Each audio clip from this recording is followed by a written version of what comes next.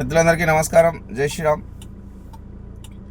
తెలంగాణ రాష్ట్ర వ్యాప్తంగా ఉన్నటువంటి ప్రభుత్వ, ప్రైవేటు, ఎన్జిఓ, చారిటీ ప్రతి ఒక్క బ్లడ్ బ్యాంక్ వారందరికీ నాదొక విజ్ఞప్తి, మనవి ఏంటనగా, బ్లడ్ బ్యాంకుకు ఒక డోనర్ బ్లడ్ ఇవ్వడానికి వచ్చినప్పుడు, ఎవరో పేషెంట్ వాళ్ళు ఫోన్ చేసినప్పుడు బ్లడ్ ఇవ్వడానికి వచ్చినప్పుడు వాళ్ళని సరైన విధానంలో ట్రీట్ చేయడం లేదు.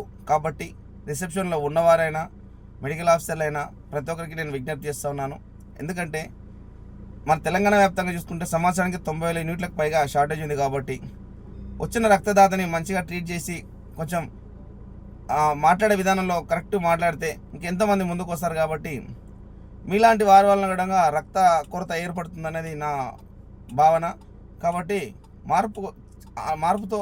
మార్పు చేద్దామనే ఆలోచనతో, ఒక ప్రాణం పోతుందని వాళ్ళు ఫోన్ చేస్తే వచ్చి ఎలాంటి పక్షపాతం లేకుండా, ఒక రూపాయి ఆశ లేకుండా వచ్చి రక్తదానం చేస్తున్న రక్తదాతలకి మీరు సరైన విధంగా ట్రీట్ చేయకపోవడం వల్ల వాళ్ళు నెక్స్ట్ టైం రావడానికి కూడా సంకోచిస్తున్నారు. కాబట్టి ఒక్కసారి విజ్ఞప్తి చేస్తూ ఉన్నా, బ్లడ్ బ్యాంకులో రిసెప్షన్లో ఉన్న వాళ్ళు ప్రతి ఒక్కరు, ఏ బ్లడ్ బ్యాంక్, ఏ హాస్పిటల్ అయినా పర్లేదు, వాళ్ళు రాగానే కొంచెం మంచిగా మాట్లాడి, మీరు రాత్రి నిద్రపోయారా అడిగే విధానంలో కొంచెం మార్పు, మీరు ఫామ్ రాశాక ఫామ్ రాయకుండా, చదువు రాని వాళ్ళు చాలామంది వస్తారు. కాబట్టి కొంచెం వాళ్ళు ఫామ్ రాసేటప్పుడు ఫామ్ రాయడానికి రాదు కాబట్టి మీరే ఫామ్ ఫిల్అప్ చేసి మంచిగా మాట్లాడి కొంచెం బ్లడ్ డోనర్ని ఎంకరేజ్ చేస్తే చాలా బాగుంటుంది. కాబట్టి కొంచెం ఆలోచన చేయండి.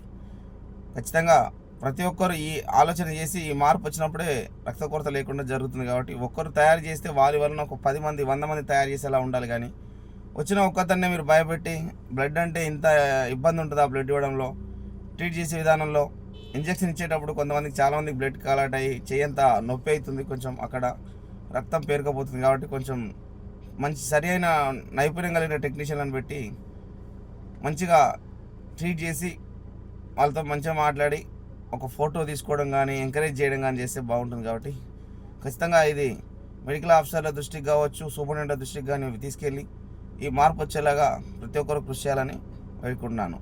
Thank you. Me Andarivaadu.